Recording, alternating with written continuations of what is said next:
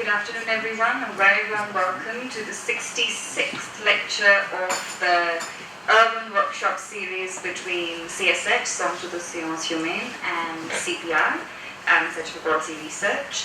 As you know, these workshops are all about understanding the city, administration, culture, economy, society, and politics. And for today's lecture, we're very pleased to invite Professor Mike Raco from Bartlett School of Planning, UCL. And we're very happy that we're having a presentation on a non-Indian city after a long time. So thank you for that. Professor Raco is working on, it's an ongoing project, but I suppose he's just recently completed the field work and is busy compiling all the data, and will present to us today a presentation entitled The Radical Ambiguities of Diversity Politics in a Global City, Lessons from London. Thank you very much. Thank you for the invitation to come, and it's lovely to be back in Delhi. I do have family connections here, so I've been here for the third visit, in fact, to Delhi, and it never ceases to amaze me as a place to visit. I have to say, it's a wonderful place to be.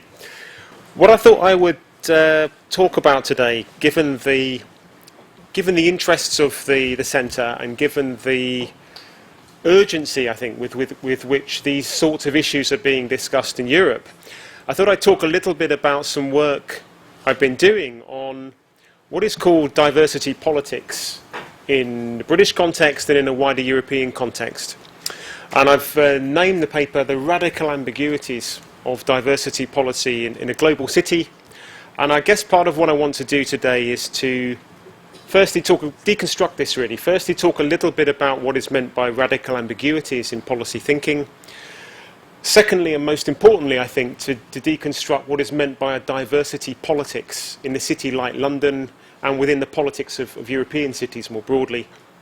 And thirdly, to give you some insights into what that means for the everyday governance of a city like London, and maybe to give you some insight into what a complex city London is to govern. I mean, and be very interested in what your perspectives are from a Delhi-based perspective on some of the things I'm going to discuss in the London context. Because there are some surprises, I think, in what's happening in London, things that may surprise you. They certainly surprised me as a researcher.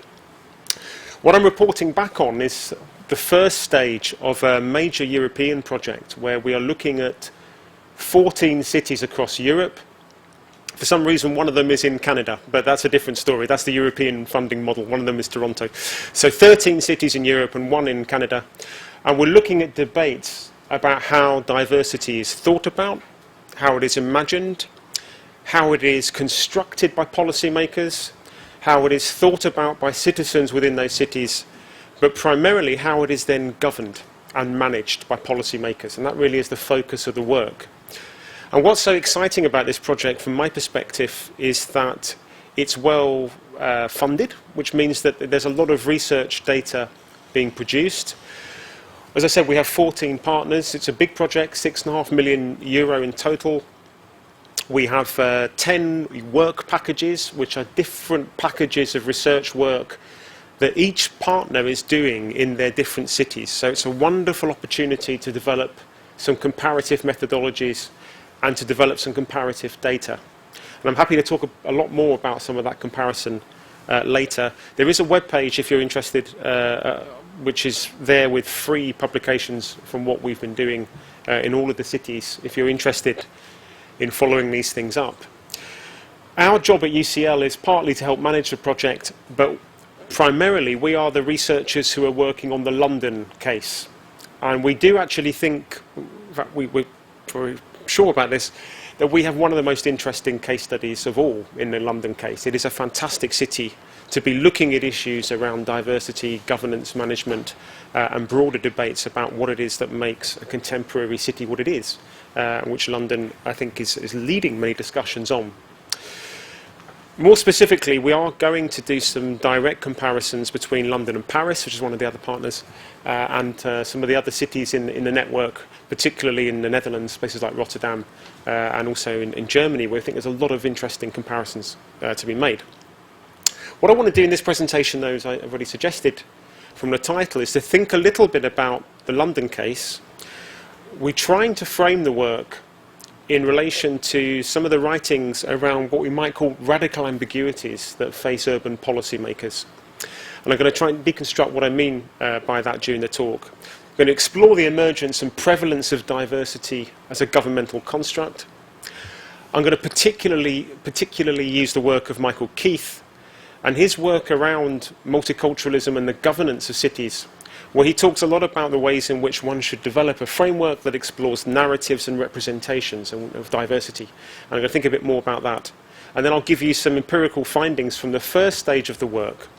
What we did was we interviewed, basically we took, the work's based on a number of work packages. So the first part was looking at the city-wide agendas, talking to city-wide policymakers, city-wide interests from civil society, business communities and others. And the first part of the work that really is used to underpin most of this presentation comes from that stage of the research.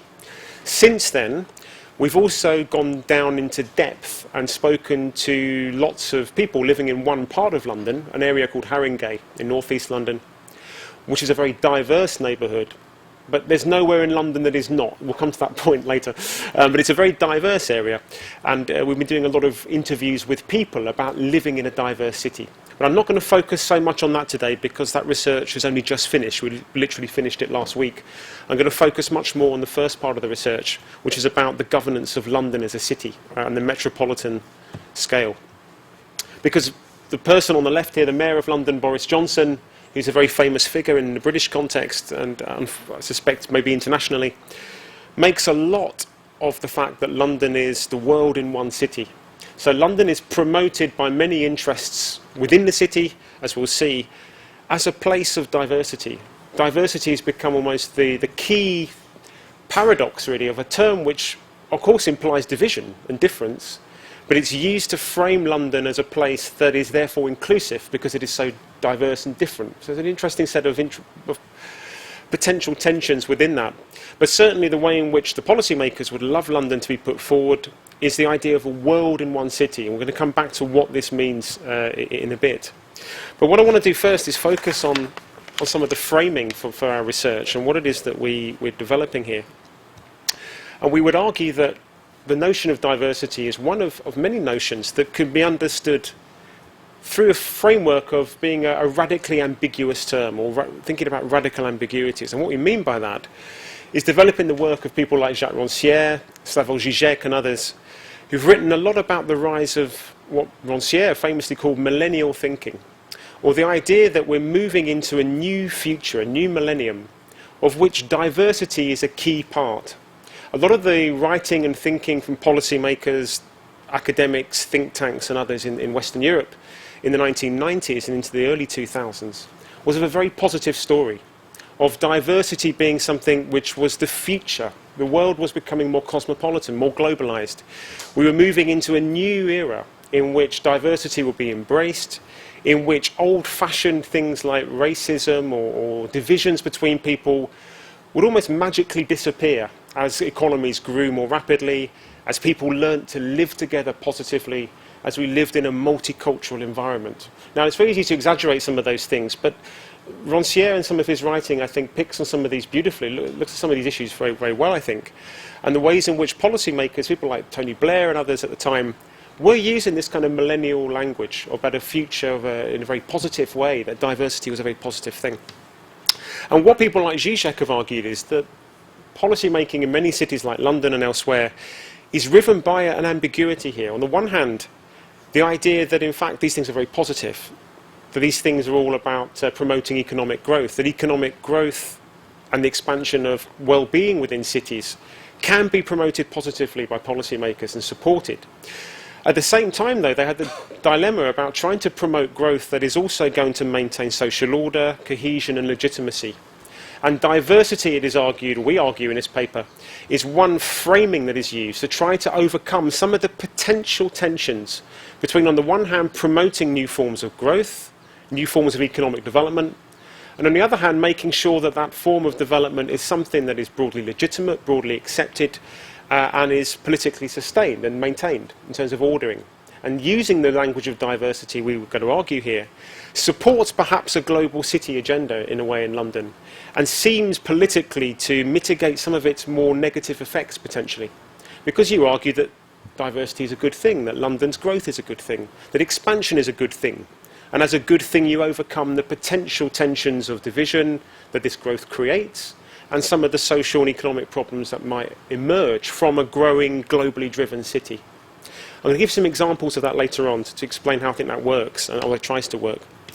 And so what we're interested in here is how diversity is used to support a global city growth agenda, but also how might particular representations of diversity become bound up in those growth agendas. These are the things that we've been exploring in some depth. And I think in some of Zizek's writing, he talks about the relationship between, in terms of radical ambiguities, as the gap between formal democracy with its discourse of the rights of man and political freedom, and the economic reality of capitalist exploitation and domination. I'm going to come back to this later because I think it's absolutely fundamental to the kind of argument we're trying to develop. Interestingly as well, aside from that, there are a whole series of much wider debates going on over diversity. So within Europe, what we see, and I'm interested to see how this might relate to the Indian context, we see the rise, paradoxically, despite that millennial thinking of 15 years ago, which is very positive. In fact, in many ways, we've seen the opposite happen over the last 10 years or so in Europe, and a shift towards what some writers have called a NeoAssimilationISM, or an integrationist agenda across Europe. So in fact, in many ways, the positive narratives of the 80s and 90s about a multicultural, diverse Europe and diverse urbanism have given way to imagined threats around extremism, social tensions, new economic challenges. People are beginning to say quite openly, is it a good thing to have such diversity? Perhaps multiculturalism never worked.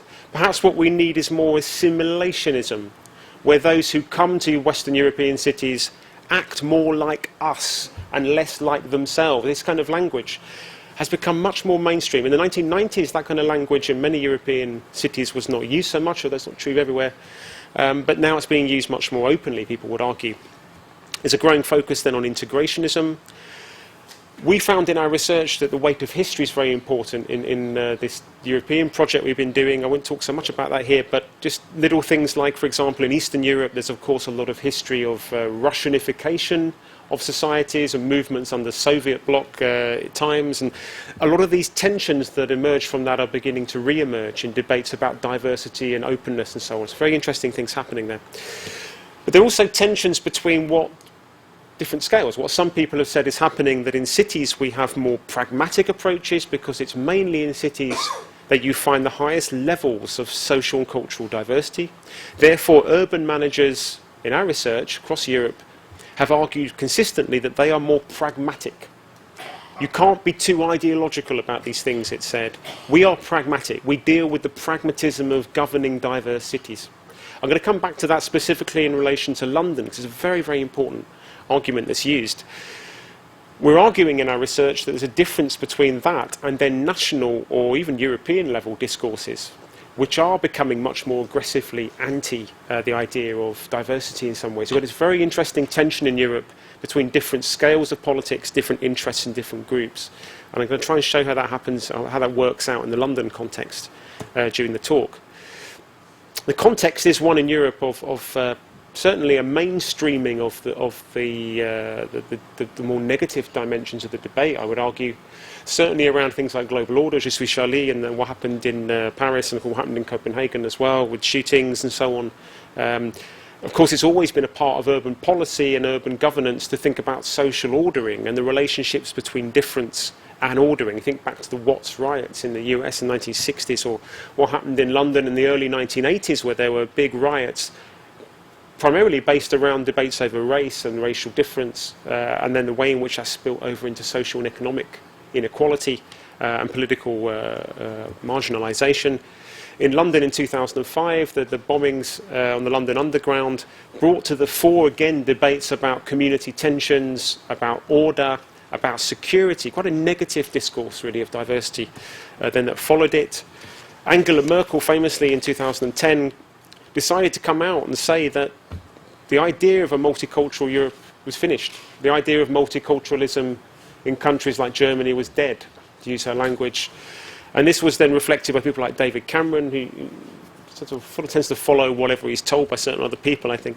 But also then argued similarly that this was the end of multiculturalism, that we now had to think about what united people across Europe rather than what divided them. So you have these sort of paradoxical things going on where diversity is put forward as an everyday state in Europe, a positive thing, an important thing. At the same time, there are negative voices arguing that there's too much diversity, too much difference. We need less of that. And this really is the context for the project that we're working in. So even in England, which is perhaps the country that embraced the multicultural agenda in the 1980s and 90s more strongly than other Western European countries, arguably, we've seen a real shift in the discourse. So this was published, this document, in 2012, Creating the Conditions for Integration.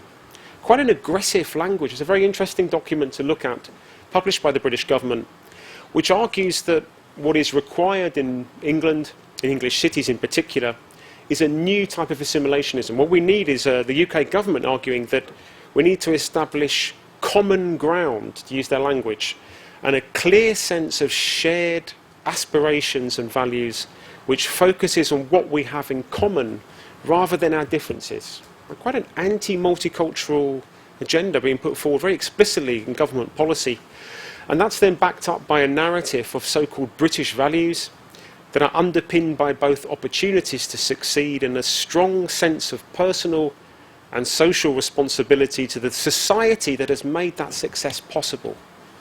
That's quite powerful language, I think, certainly for a British government to be saying that is very unexpected, I think, if you went back 10 years. I'm not sure what you think from an Indian perspective about British values, but I don't know whether they are these kind of inclusive values, but that's for a different debate. And so you have these different things going on, and I'm trying to argue here what then of diversity within this, and as we're trying to argue, and we certainly find in our research, it is a very contested term then within this broader set of debates, and certainly Rancière and others will call this a form of post-political millennial politics that's going on, but in fact it's almost reasserted itself as a political construct, as something to be argued about, to be debated over. Some of Sarah Ahmed's work in London, I think, is absolutely fundamental to these debates, and if you've not read some of her work, I think if you're interested in this, it's definitely worth looking at. She's written about the way in which diversity of policies are often associated with backwardness and embodied in specific class representations. In other words, it's become part of a much bigger set of debates in England, in London and elsewhere, about what it is that makes for good and bad diversity. So there's these new sorts of divisions being constructed in policy discourse, where some diversity is good and some diversity is bad. Some of it creates new cohesion and positive things. Some of it creates disorder. Some of it creates problems. What might they be is what we're trying to look at in some of our research work. Some of the other things we've looked at as well, in the European context, there's a lot of argument as well that diversity is increasingly being blamed for the breakup of Western European welfare. So there's some very interesting research being done in Northern Europe, particularly in Scandinavia and other Northern European countries, that blames diversity for the end of universalism. In other words, people are saying, because societies are now so diverse, we can no longer have welfare. How can you have welfare for a society that is no longer unified? It's a universalism about welfare that we no longer have. And people are using that argument very explicitly to justify a series of sometimes quite aggressive neoliberal reforms. But certainly the argument is being used that welfare thinking, and many aspects of people's everyday lives have become so diverse that they are now personalised, they are now individualised. We can no longer think about class consciousness, for example, because we have diversity. Now, this is the kind of language that's being used by many different political interests, both on left and right. As we'll see in London, I think these things have big implications. One of the final things that's really interesting we're engaging with is that many of these things in the British context are embedded in public management reforms. So a lot of public management reform in Britain has been based on trying to deconstruct different population groups in different ways and to manage them. I'll come back to some of that later, because one of the things about London that's so interesting is that diversity has become part of a target culture. People talk about diversity in the ways, in very private sector-like ways when they talk about the public sector. So there are lots of targets, for example, for diversity employment. There are lots of different ways of trying to manage the process. There are over 30 strategies in London set up by the London authorities that seek to manage diversity as a problem through documents this thick with targets, objectives and so on. Quite extraordinary language. Much of it lifted from the private sector or written by the private sector. Like companies like Ernst & Young and others write diversity strategies for governments. And it's a very interesting kind of side issue that we're interested in. Because within that, there's a lot of writing in the corporate literature about diversity management, even though paradoxically many corporations have a terrible track record of appointing people from diverse backgrounds to senior positions. Corporate literatures are very, very powerful. People like Walter Ben Michaels argue that there is a diversity industry that now exists, worth about $10 billion, that promotes diversity management and diversity thinking. I don't know if CPR, for example, has ever brought in a corporate consultant to come and tell you about how to do diversity planning. I mean, these are the kinds of things that go on in London and Britain all the time. One of the things I've done for this project is read a lot of management literature. And for someone who's an urban geographer by background and a planner, I've never really read urban management books, literally textbooks. I found them fascinating. I find them fascinating reads if you've not looked at them because of the way in which they convert sociological things into clear problematics. And diversity is one of them. So work by people like Neves and Mele is all about how to manage a diverse group, how to manage diverse customers, how to manage diverse workers.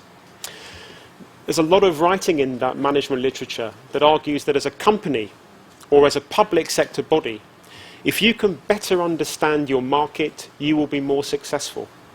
Therefore, you should reflect the market you're serving, quote unquote, and if you do that, you'll be a more successful business or a more successful public service.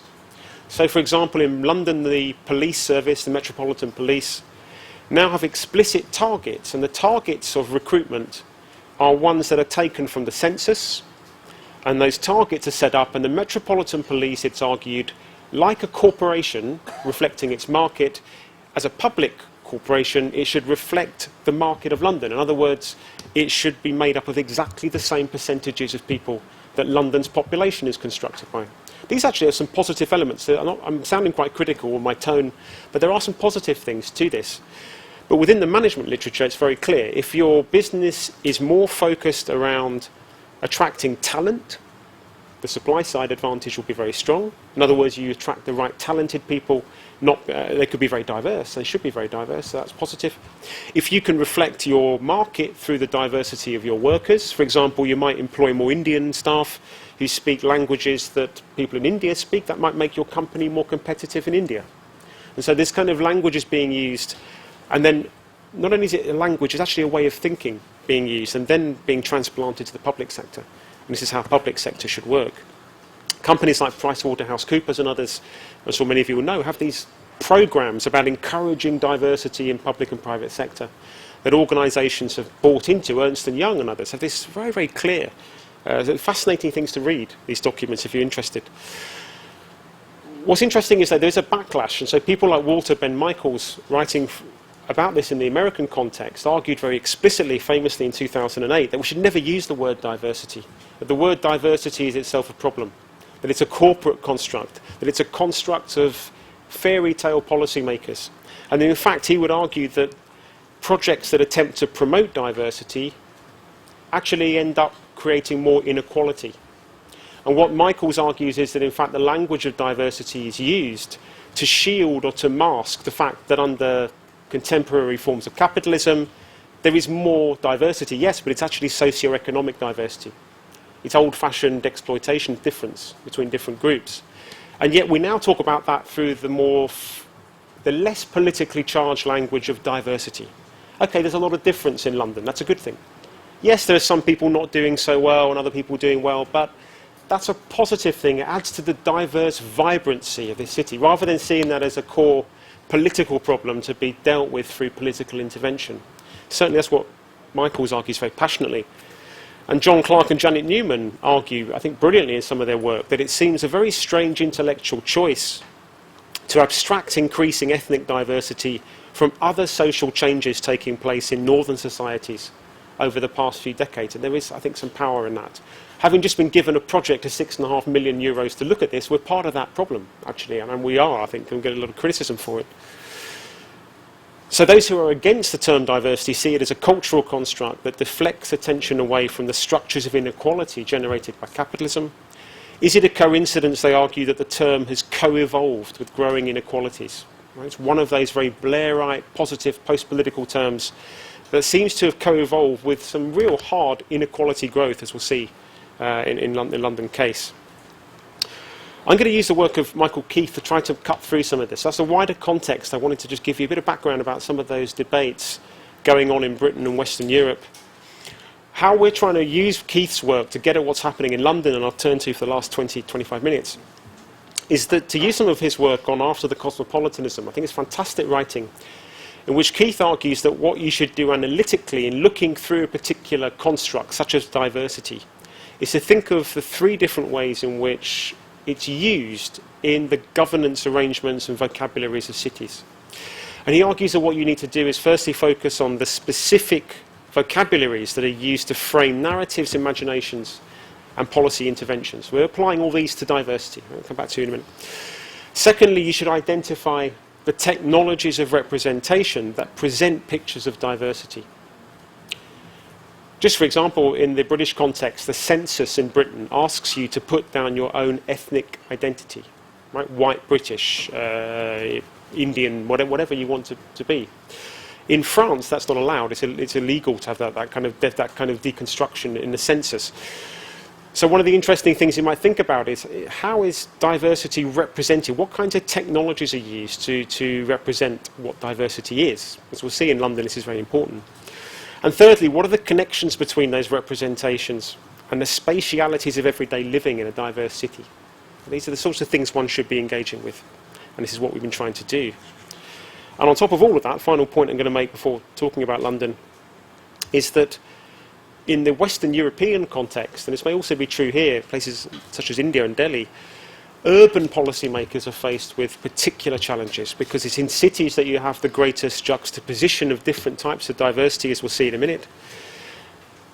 Urban policymakers also need to think about how you maintain urban order while seeking to promote potentially divisive forms of economic growth, particularly if it's globally driven. There are tensions between the so-called pragmatics of governing diverse cities and the wider politics of NeoAssimilationISM I talked about earlier. And there are some other tensions around the specific politics of how then you represent diversity of your city and how you represent it and to whom and for what reason. And all of these things I think are particularly important in cities.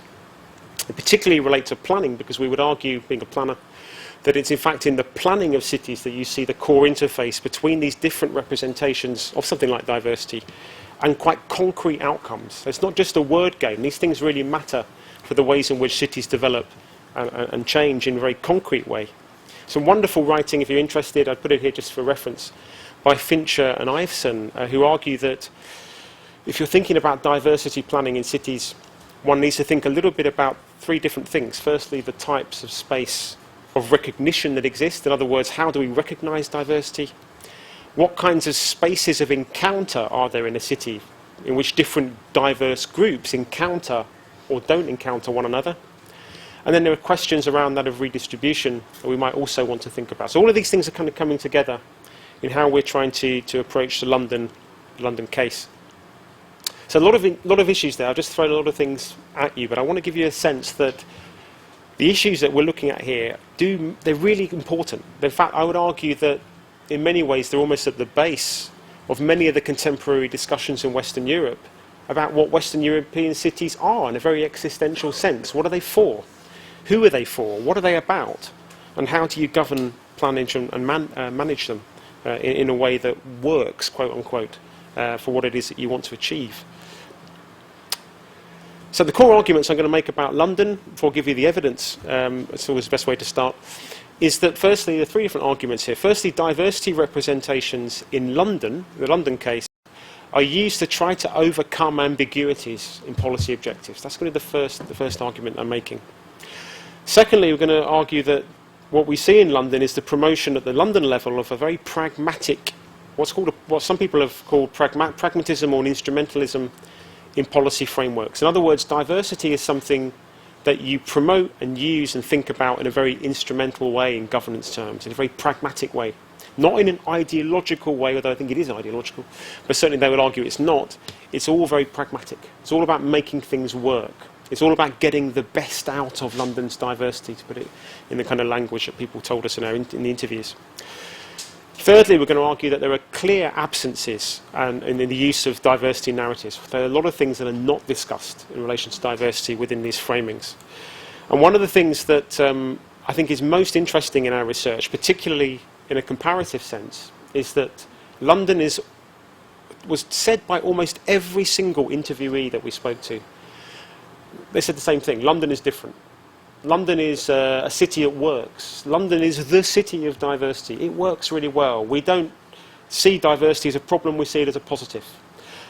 I do put a question mark against that, as we'll see, because I don't think it is quite as simple as that. In fact, it's a very selective narrative that's going on here. And whilst there are positive things happening in London, there are also some things happening that I think are quite the opposite of that, in a sense, quite integrationist, quite aggressively pragmatic, to the point that actually a lot of this is about a particular vision of diversity, which is about economic growth, principally, I would argue.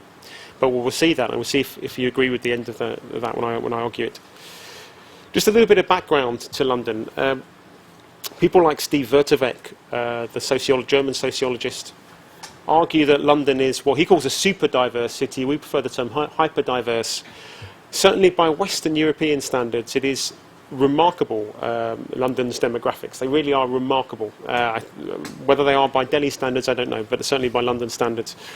The population of London in the 2011 census was 8.17 million. It was 7.17 million in 2001. That's quite a big increase, and that is an increase that, of course, does not take into account illegal immigration. There's a lot of overcrowding in East London. If you fly into Heathrow Airport and look out of the window in West London, you will see a lot of illegal what's the right term, buildings in people's gardens and so on. There's a lot of people living in London illegally.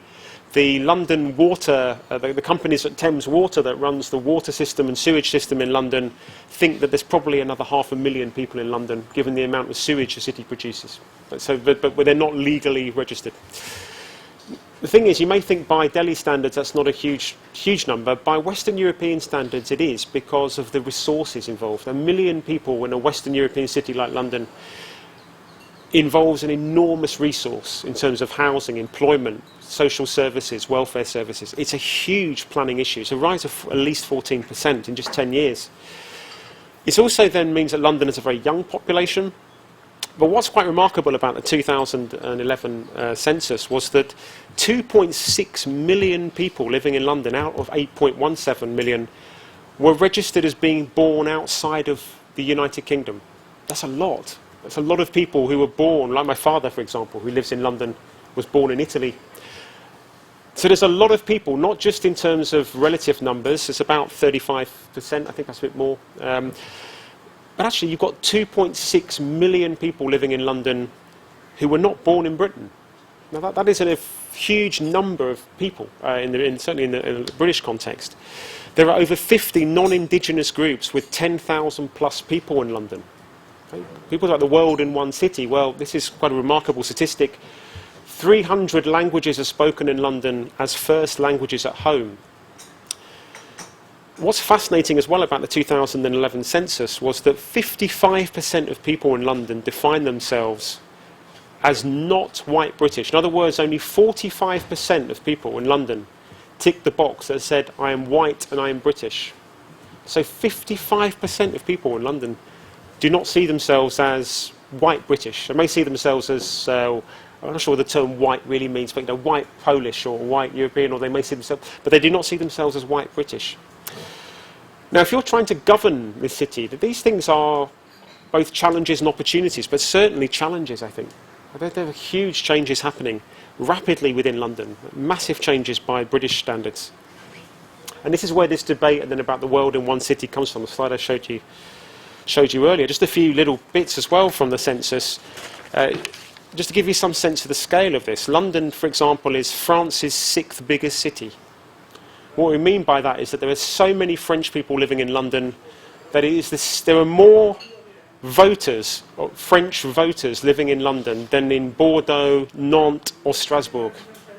So during the French presidential campaign, the Hollande came to London because London was a more important place for votes, because there's so many French people living there than Bordeaux. But that is remarkable, I think, whatever. And that's true of many different communities. People like Steve Vertovec have tried to deconstruct this by looking, these figures were from the 2001 census, I've not yet seen him update them, where he tries to deconstruct this in terms of the different groups. And they're quite a remarkable set of different, I think 7% of people in the 2001 survey define themselves as Indian, for example. But London is remarkably diverse in a way that I think is quite extraordinary. Yeah. Between those two censuses, the number of white British went down from 58 to 45. Yes. It's a remarkable set of changes relatively rapidly. And there are many reasons for this. One of them is to do with the things we're going to discuss about the idea of what it is that London's economy is and how it works. But also a lot of it is to do with the fact that within Europe, London is, and in fact the south of England, is one of the strongest growing regions economically. So it's attracted a lot of migrants at different levels. It's not just about people coming in, as often is discussed, at the lower levels of skills and so on. A lot of those French migrants we talked about will be very highly skilled people. Right, so there's a huge globalization of the workforce, which involves highly skilled Indians, for example, real changes within these communities themselves. There's an enormous argument in Britain about how one represents population. Okay, so just saying 7% now are Indian. Well, does that really help you very much? Because in fact that 7% in itself can be deconstructed into different class groups and all kinds of different things. And it's not a simple picture. Within this, there will be some groups that are more predominantly, for example, American or French or German migrants will primarily be, and European migrants in general, will be higher skilled. But not just that, because in fact London is becoming also a magnet for elites from different countries from around the global south as well, so-called global south. At the same time, then, one of the other things about diversity is that partly due to its development, partly due to the factors of growth, London has become super diverse in economic and social terms in a way that I think is unimaginable. Even if you go back 20 years, it wouldn't be imagined that this could happen. So Danny Dorling, in some of his research, has shown that there is a difference between the poorest 10% of London's residents and the most affluent 10% in terms of income and assets of 273 times. What he means by that is that for every pound somebody has in the bottom 10% of London's income scale, somebody at the top has 273 pounds. But that's probably a massive underestimate because it does not include offshoring and illegal money transfers at the top, which are enormous. And Danny Dorling, in some of his research recently, has argued that in fact London compares to many cities in the global south in terms of the inequality. I'm not sure about that, but that's certainly what he argues statistically, that it's become diverse in socio and economic terms. Right, so one mustn't ever forget that. So once we celebrate the world in one city as though it's quite an open and equal way of thinking, it's like we're all together in this. But in fact, what's been going on is a systematic enriching of certain groups and a systematic impoverishment of others within London. And that's a big part of the context. Now, within that debate, what do policymakers then think and do is what we try to do with our research, try to approach our research from. And as I said, there are these three different aspects I want to deconstruct. Firstly, think about pragmatic instrumentalism as a discourse. Secondly, the rise of this more integrationist politics. And thirdly, to look at some of the planning implications. And I want to do this quite briefly. So as I've already suggested, what we see in London, we argue from our research, is the emergence of a self-styled pragmatism. An approach that builds on the strengths of this diversity and argues that it makes London successful and that we need more of it. And so in our interviews with business groups in particular and others, in fact, we started to use the term diversity regimes to think about the way in which different interests of public and private sector are coming together to promote particular visions. There are perhaps three different elements. Firstly, there's the argument that London's diversity means that London has a labour market which works. And in fact, the debate is about what we term labour market building for a global city. So a lot of the debate is around a so-called talent agenda, sustaining success, to use the language of the London Development Agency, as was. The success of London's global industries and global economy, as it's argued, relies on building talent, supporting talent, bringing in the best people, whoever they are, to the city. This has been very, very clearly espoused. What's interesting about that is it runs counter to the national narratives I mentioned earlier and the international narratives, which are much more about caution, much more about saying we need to be careful about diversity because it creates problems. In London, there's a big focus around a talent agenda and people openly saying we need more openness, more diversity. We need our own immigration policy in London, for example. People said that a lot in interviews, as opposed to the English system, which is becoming more restrictive. As some of you may have found if you've tried to study in England, becoming a little bit more restrictive. So diversity in the workplace is one thing that's pursued a lot. Secondly, though, it's also linked increasingly to place marketing and global investment. And the London Olympics is often put forward as an example of one of the first mega events that promoted diversity in a way that was seen as something that led to a mega project, led to investment, led to a particular program. If you think back to a lot of the writing by academic geographers and others in the 1980s and 90s around David Harvey's work, which was arguing that cities increasingly in the future would promote the same things about themselves that would be very pro-business and very simple. What happened with the London Olympics was that London promoted itself as a place of diversity. The differences about London were the thing that were promoted, and people use this as an example of how diversity can work. It can attract investment. It can attract people to London in all sorts of ways, as tourists, but also as investors in big projects. And thirdly, this pragmatic instrumentalism is about the idea that we use diversity in quite managerial and technical representations. In other words, we try to promote the things about diversity in London that encourage investors to come and encourage people to arrive. And so we promote it. We represent it in a particular way. We develop a narrative of London as a place that's attractive and exciting culturally, socially, and economically. As I've already suggested, as a sustaining success agenda. So many people in our interviews talked about London as a global talent hub. There was a premium of people, very managerial language being used about how the city should be governed. Particular elements of the city were then curated. In other words, they were put forward as the things about London that we should promote, and then commodified in the context of wider economic policy objectives. This particularly came from business elites and policy elites, we argue, but not just them. We found that there were interesting alliances or regimes in London, as I've already alluded to. For example, people on the political left, trade unions and others, are very positive about diversity. They see it as one way in which they would argue that London can become somewhere that is very cosmopolitan and positive. People from trade union groups that you might expect to be quite critical of open borders, for example, they certainly are in other contexts. In the London context, they're very positive, and they actually agree with the business elite groups, which is actually quite interesting in terms of a finding, I think. But a lot of this is used then to justify urban development projects that are attractive to the right types of people.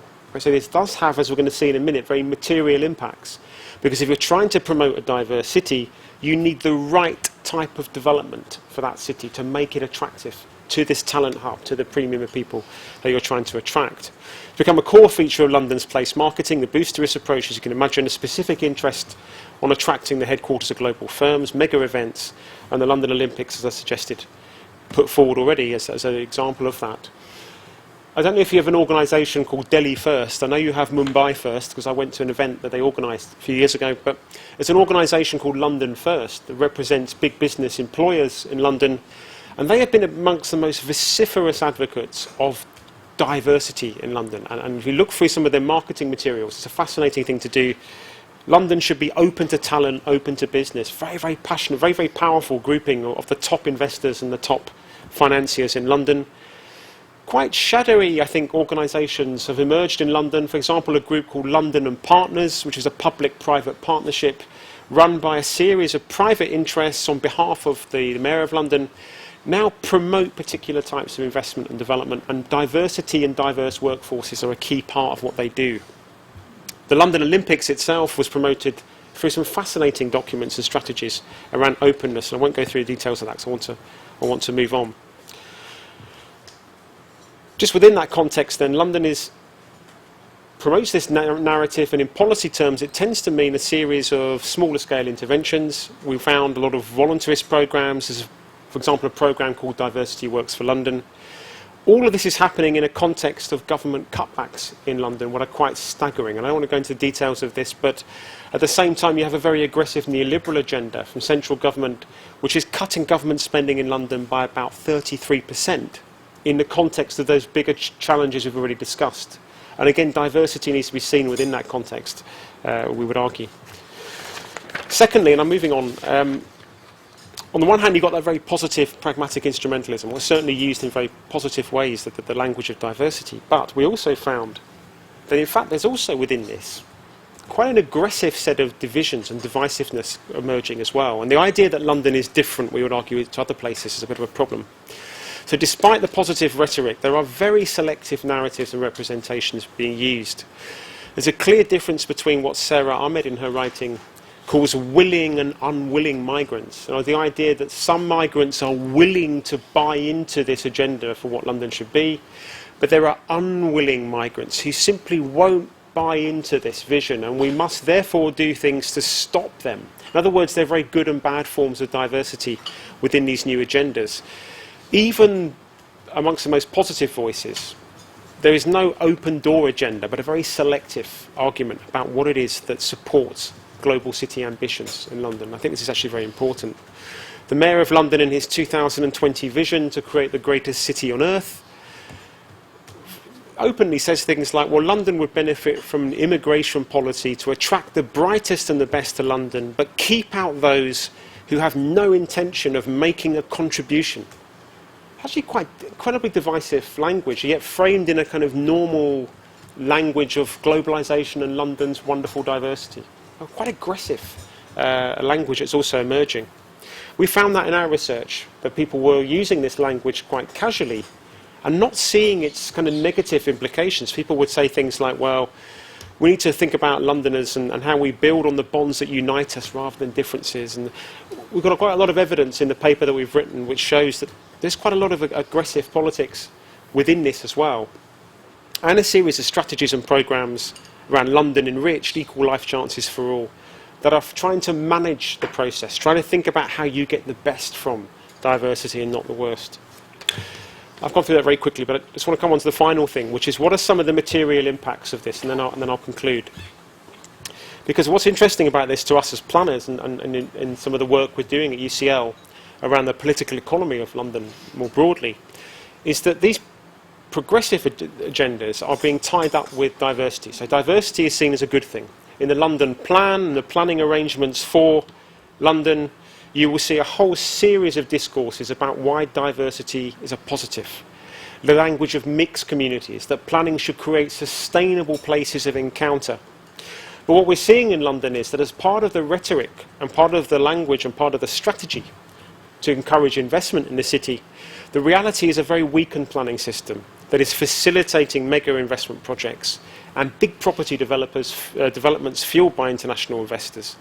And these are creating urban spaces in which encounters and everyday diverse living are actually becoming quite polarised. In fact, we're not seeing wonderful spaces of encounter emerging in many of these new developments, but we're seeing the complete opposite, as we'll see in a moment. There are other things happening in London as well. All the time the city is becoming more polarised in social and economic terms. There have been recent big limits on the amount of welfare paid to people, for example. Poorer people are going to have to and are leaving London because they can no longer afford to live there. And the welfare system is telling them to move to other parts of the United Kingdom because it will no longer pay their money to let them live in London. They say, why should the welfare system pay for you to live in this wonderful city? And so what we're seeing is shifts in London's population and the removal from whole parts of central London, I'm talking about huge areas of the city, of poorer residents. So at the same time as you have a language of positive diversity, you have some very structural changes where the house prices in London have now reached an average of about £500,000, which is 50 million rupees, is it? I don't know what it is, but it's about 600,000 euros or around about 750,000 US dollars is the price of an average property in London. Average. So we're talking about a city that's becoming increasingly unaffordable, even for UCL professors. Right? We're talking, I mean, but we're talking about a city that's becoming more and more polarised and divided. But at the same time, you have the ambiguity because you have this lovely language of diversity and difference and inclusion and globalisation. This is what the London Plan says about this, that community is mixed and balanced by... Sorry. In the earlier slide, what was the earlier benefits cap that was on Yes. the relative basis, from where it has come to pound 500 and from where it has come to pound 200? Yeah. What was before this? There was no cap before this. So what happens is that the British benefit system is possibly for housing is possibly the most insane policy imaginable. What happens is that the state does not build housing. What it does is it gives people a benefit to live in private rented housing. And so you have an enormous flourishing of private rented housing, but it's not really private because they rely almost entirely on welfare money being given to poorer people than given to the landlords. And so you've got this extraordinary redistribution of money from the welfare system into private landlords' pockets. So we're talking about sums of up to £50 billion a year, huge sums, £50 billion a year or more, enormous sums of money. At the same time, they won't build social housing for reasons of ideology. We no longer build social housing, which is an extraordinary policy, which is not very rational, but it certainly has its effects, because one of the problems is then for poorer people living in London that get support for their housing is that the new government has decided it will put a limit on the amount it will give, a cap, which sounds quite generous. It's a lot of money, £500 a week, but the cost of housing in London has gone up so much that it costs on average a rent of nearly £1,500 a month to rent even a very poor place in London. And so what's happening is that if people can't afford that rent, they are being told they have to move out of London where it's cheaper in order to keep on living, because they'll only get a certain limit in terms of the benefit that they get. The impacts on London's economy of this could be quite significant because, of course, the global economy is sustained by people working in lower paid jobs and poorer jobs who rely on these benefits to live in the city. So there's some big implications. A lot of that work may become illegal, for example, in the future, because you can't legally afford to live in the city and carry on with those sorts of jobs. The current government, now it's won a new election, which it won in May this year. Was it May? Yeah. I've decided to lower that even more. Right, so the limit's coming down and down. They're going to try anyway, and I think they probably will succeed in that. But the implications for London are enormous. Not so much for other parts of England, but for London. So let me just try to finish off, because what's happening is that despite then the language of diversity being built into the language of mixed and balanced communities, we want to promote across London through incremental, small scale as well as larger scale developments which foster social diversity, reduce social exclusion and strengthen communities' sense of responsibility for and identity with their neighbourhoods. This is what the London Plan says. This is the official planning strategy for London. Well, what's happening in London, I've been doing a lot of research on this over the last 3 or 4 or 5 years, is that huge new developments are taking place. For example, this development across the river directly from the House of Commons, right in the centre of London, where a whole group of companies, particularly from Qatar and the Middle East, are going to build 7 huge blocks here in central London, right opposite the House of Commons. There are over 220 enormous residential blocks such as this that have been given planning permission in London on an individual basis. But these projects are nothing to do with diversity and mixed communities. They're all about big international investors. A lot of these buildings will not even be lived in. They're being built by big international investment funds to push up the London property market and then to make money on that. And in fact, these new developments are being called buy to leave. In other words, if you live in them, you'll reduce their value. So they're being constructed not to be lived in. So they have tiny windows. They have appalling infrastructure. Even though they're very expensive to buy, the kitchens don't work and so on because nobody should be living in them. They're being built for international investors to make money out of the London property market. So in London, you have an amazing situation where more properties are being constructed and built but it's making the situation worse for people living in the city in terms of affordability and in terms of diversity of communities and place. So extraordinary things happening in London. Huge number of developments, as I've already said, over 200 or more of these huge blocks have been given planning permission. There are massive projects. Some of you may have seen these Canary Wharf Group and others who are owned by Qatari money. Incredible how London's skyline is changing. And yet places like a place called Nine Elms in southwest London, around this old power station, are massive investments going in. A new underground line is being put in, and yet almost nobody will live there. This is being built for money from Hong Kong and the Middle East and so on, and they're not being built for residential use.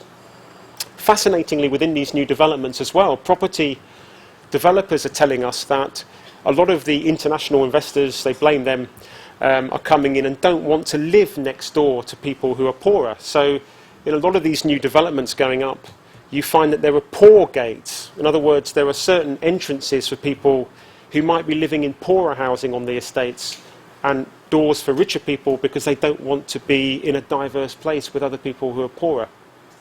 So you may be in that area have diversity in terms of the census, but in terms of the everyday encounter in that place, you don't have that diversity. In fact, the opposite is happening. Now, I'm very sceptical when these property developers who build these places blame international investors. That's, I think, part of our racism within some of that. But there is definitely some truth in the fact that some of the property investors want to keep the exclusivity of places to maintain property value, and that's something that happens in many different cities. So just to reflect finally for 2 minutes, I've spoken for my time, I think we think it's helpful to think about vocabulary as representations and the urban spatialities and temporalities of diversity, try to argue. We've argued that it forms part of some big ambiguities in governance narratives in London. So there are big ambiguities here between, on the one hand, saying that diversity is good, it's positive, and everybody on our European project keeps saying to us, oh, well, in London you've got this great example. You've got this example where diversity is welcomed and embraced, and people think it's wonderful. We try to argue, though, that it's gone hand in hand with growing massive inequalities in the city, and so that you have this kind of paradox. In fact, we'd argue it's part of the reason for those inequalities. There's a connection between those things. We try to argue there's a commodification of diversity. It's curated as an asset for the city. And it also, just to be more positive here, to finish off with a very final slide, is that I think there maybe are some more progressive uses. We're not complete skeptics about the term diversity. I think there are some positive things about this.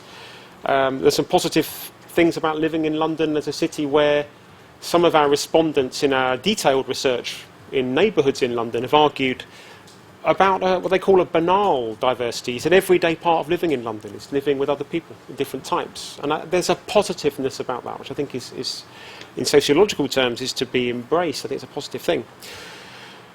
And in fact, Michael Keith, in some of his work in London, has argued that it's becoming pluralised at a rate of change that can defy academic categorisation and generalisation. It's quite hard to represent what's happening in this city.